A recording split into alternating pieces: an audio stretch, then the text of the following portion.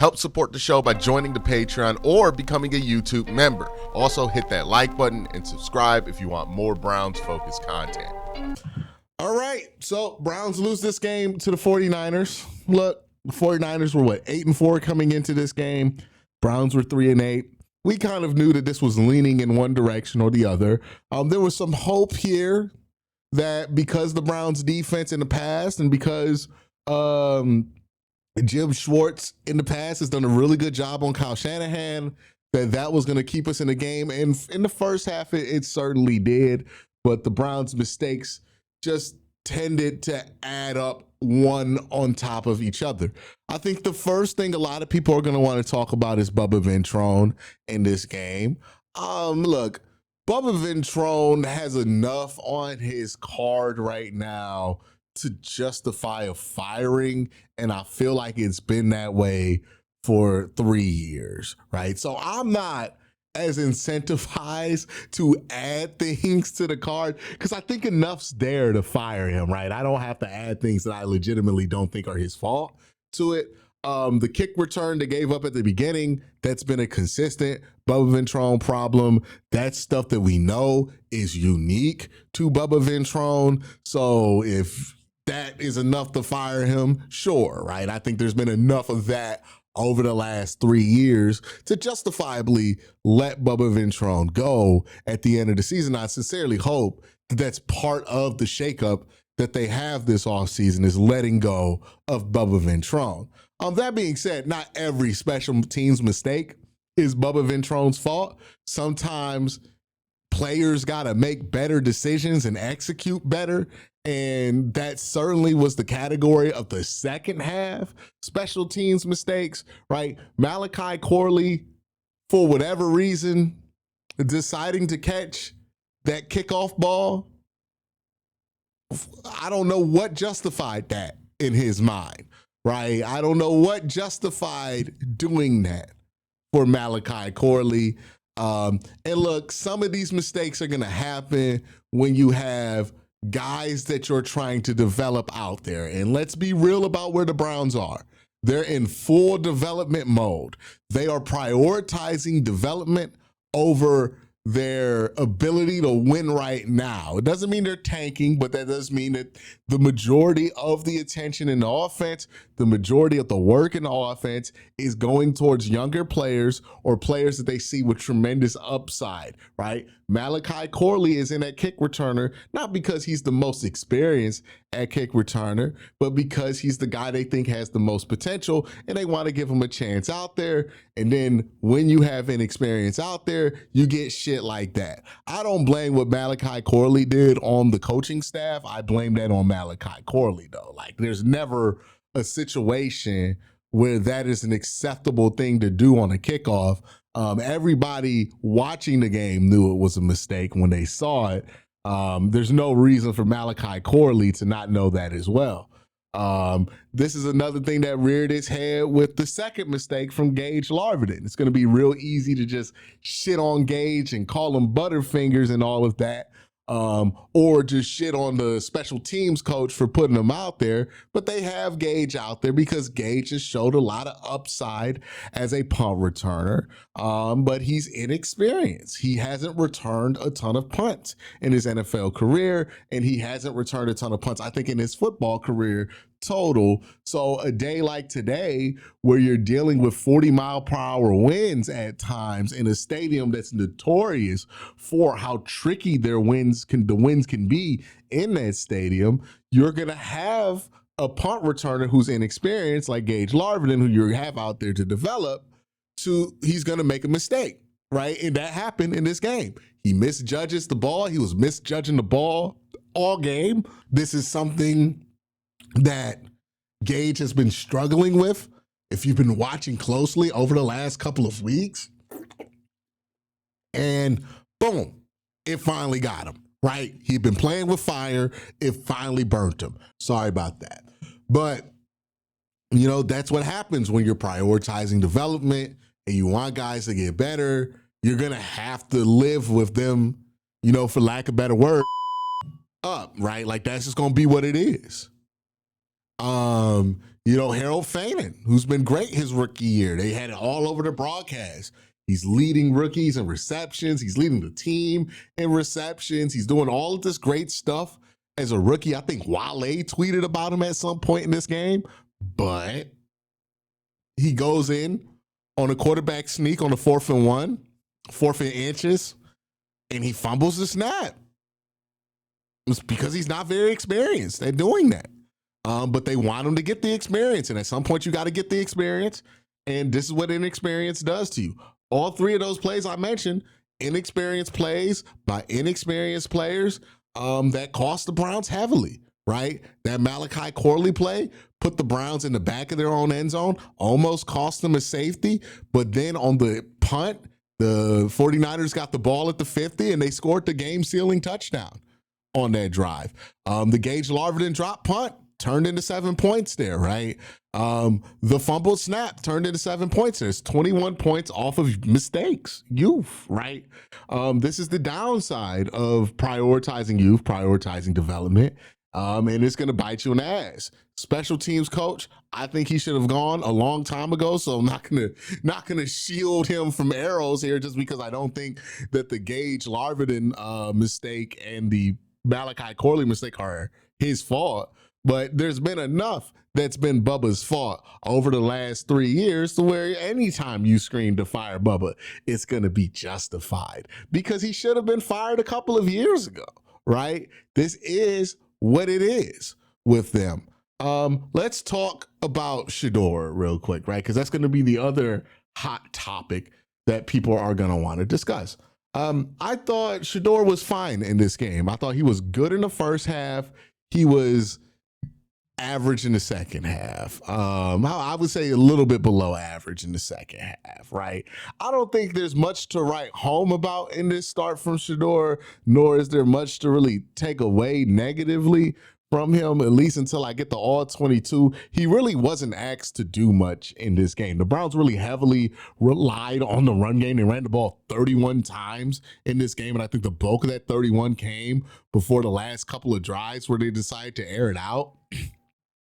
So the run-pass split was not necessarily as even as it looked. In the first half of this game, I thought Shedeur did a really good job managing the game, just going with the flow of the offense, working within the structure of the offense. He wasn't doing anything spectacular. There was no highlight reel throw.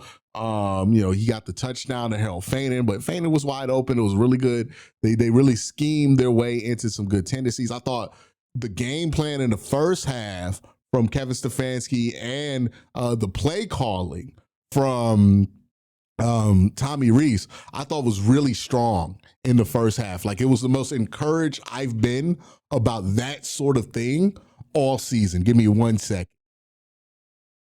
Yeah.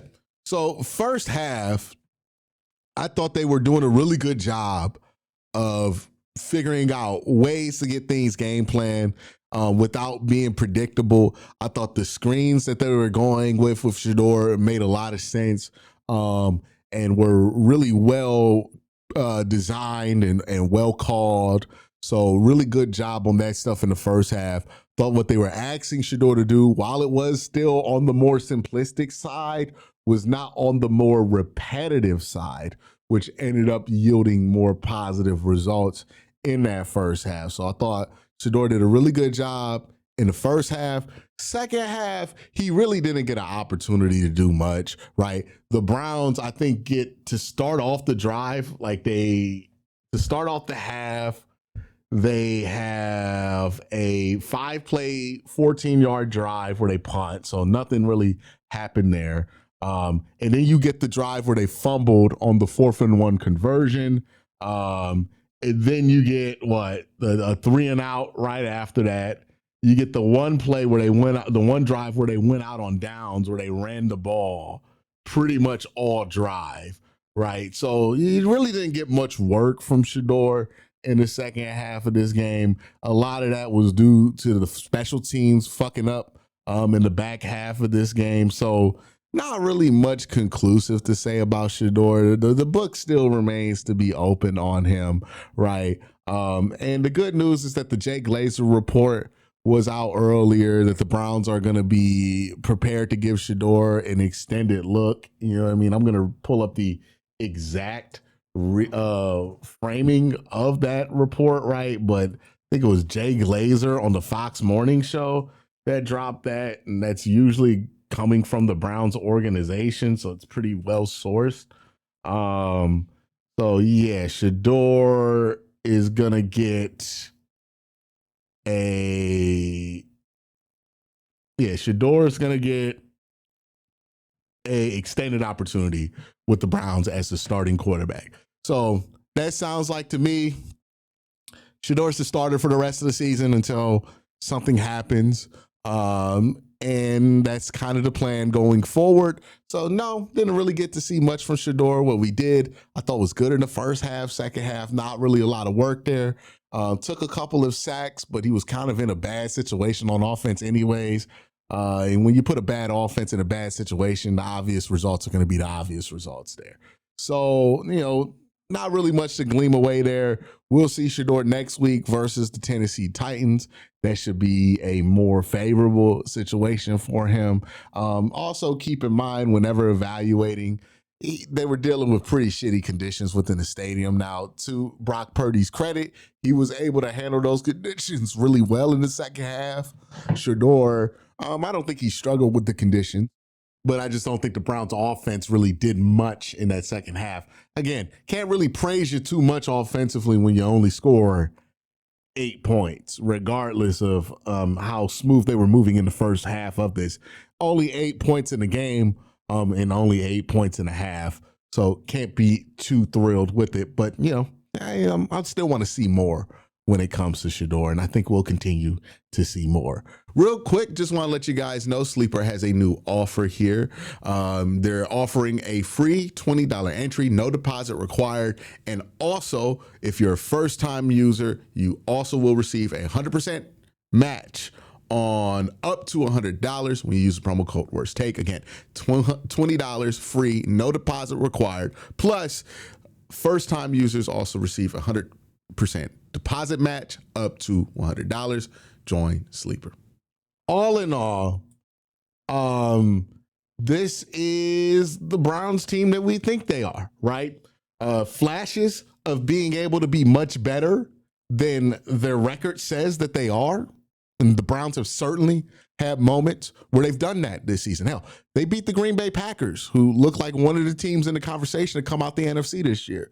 So they're definitely capable of having these moments where they're playing against a good team in the 49ers, and you think to yourself, hey, the Browns could win this game. That's how I felt at the end of the first half.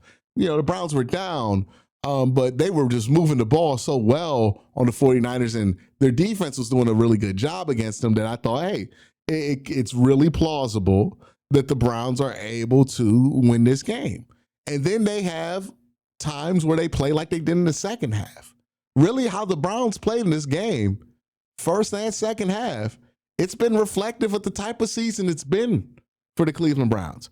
Moments of understanding that you're not that far away and seeing just how not far away you are, coming this close to either winning a game or being in a competitive game, and then moments where it feels like you're a mile away because you're just making some of the most basic mistakes that you can make. Really frustrating football for the Cleveland Browns, but it's been a frustrating season. It is what it's been for this team, right? They have issues on offense that only an offseason can solve. They have some issues on special teams that I think you got to fire a special teams coordinator to solve. They have issues that can't necessarily be fixed right here, right now. This is a flawed football team.